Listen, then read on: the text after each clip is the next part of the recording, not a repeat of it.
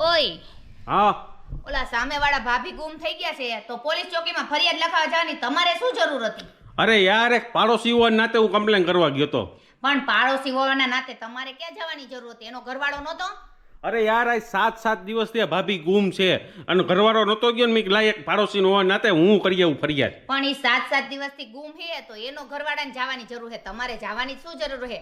અરે યાર એ ભાભીને હું જોઉં છું ને એટલે બહુ મને મજા આવે છે, દિલથી અને મનથી એમ થાય કે શાંતિ મળે. અને ભાભી મેં 7 દિવસથી નહોતો જોયા ને એટલે કમ્પ્લેન કરવા ગયો તો.